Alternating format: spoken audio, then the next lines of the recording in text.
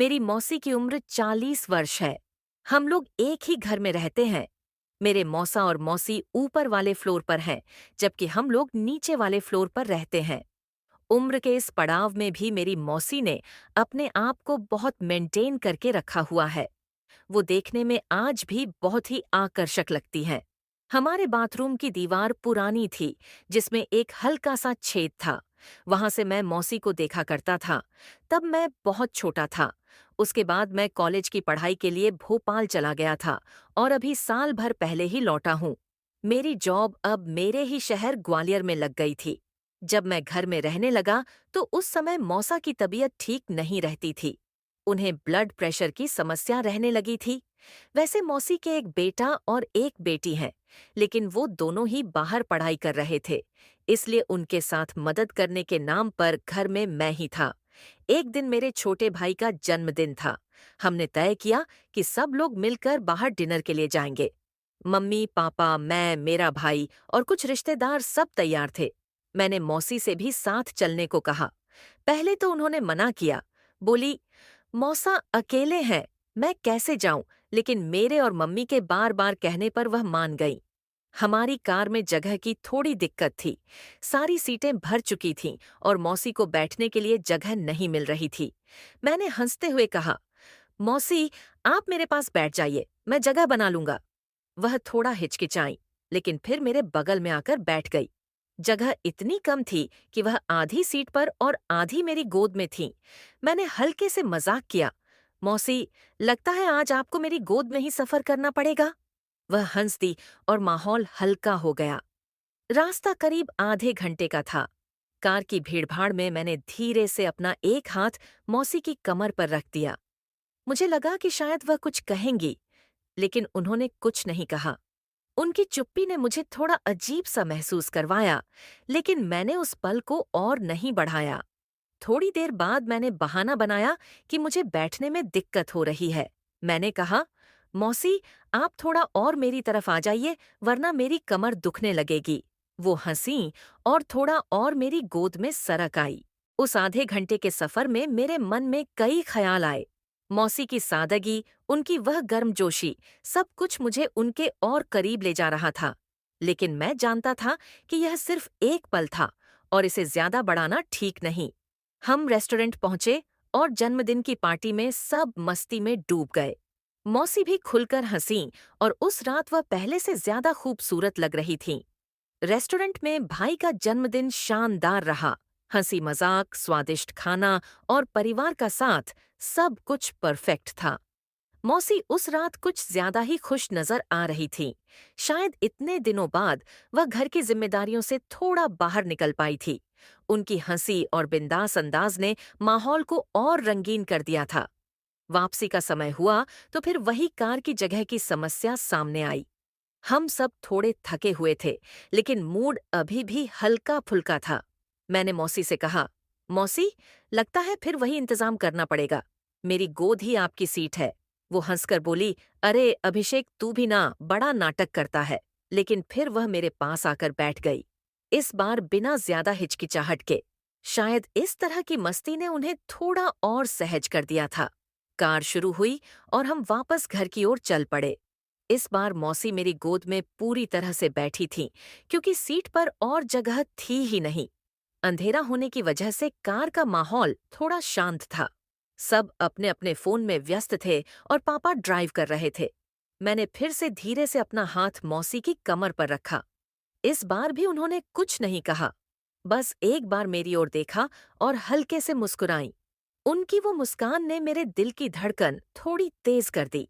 रास्ते में एक जगह कार को झटका लगा और मौसी का बैलेंस थोड़ा बिगड़ गया। मैंने तुरंत उन्हें संभाला और मजाक में कहा, मौसी, आप तो गिरते गिरते बची। अच्छा हुआ मैं था। वह हंसकर बोली, हाँ हाँ, तू तो मेरा हीरो है। उनकी इस बात ने माहौल को और हल्का कर दिया। मैंने फिर से बहाना बनाया कि मुझे बैठने में तकलीफ हो रही है और उन्हें थोड़ा और अपनी तरफ खींच लिया। इस बार वो बिना किसी आपत्ति के मेरे और करीब आ गई। सफर के दौरान मेरे मन में कई ख्याल आने लगे। मौसी की वह सादगी, उनकी गर्मजोशी और वह अनकहा रिश्ता जो हमारे बीच पल रहा था, सब कुछ मुझे उलझन में डाल रहा था। मैं जानता था कि यह पल बस एक सहयोग है और इसे ज्यादा बढ़ाना ठीक नहीं। फिर भी उस आधे घंटे के सफर में कुछ अनकहा सा था जो मेरे दिल को छू गया। जब हम घर पहुंचे तो मौसी ने उतरते वक्त मेरी ओर देखा और कहा, अभिषेक, आज बहुत मजा आया। तूने बुलाया, वरना मैं तो घर में ही रहती। मैंने मुस्कुराकर कहा, मौसी, अब तो आपको बार बार बाहर ले जाना पड़ेगा। वो हंस दी और घर की ओर चली गई। उस रात मैं सोचता रहा, क्या यह सिर्फ एक सामान्य पल था या इसमें कुछ और था, लेकिन मैंने अपने मन को समझाया कि मौसी मेरे लिए हमेशा एक सम्मानजनक जगह रखती है और मुझे उसकी हद में ही रहना है। उस रात के बाद से कुछ बदल सा गया था। मौसी पहले की तरह सहज थीं, बात करतीं, हंसतीं, घर के कामों में लगी रहतीं, लेकिन मेरे अंदर एक बेचैनी सी रहने लगी थी। हर बार जब वो सामने आतीं, उनका चेहरा मुझे उस कार वाली मुस्कान की याद दिलाता। वो हंसी, वो गर्माहट और वो अनकहा स्पर्श जो शब्दों में नहीं था पर एहसासों में गूंजता रहा। लिए एक दिन शाम को मैं छत पर बैठा था, अकेले। मोबाइल हाथ में था लेकिन मन कहीं और। तभी मौसी ऊपर आई। उनके हाथ में चाय के 2 कप थे।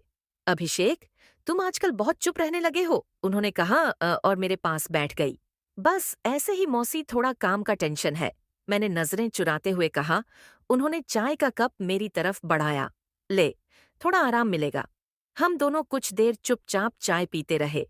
हवा ठंडी चल रही थी और उस चुप्पी में एक अलग ही शांति थी। अभिषेक, उन्होंने अचानक कहा, तुम बहुत समझदार हो। तुम्हारी उम्र के लड़के अक्सर सिर चढ़ जाते हैं।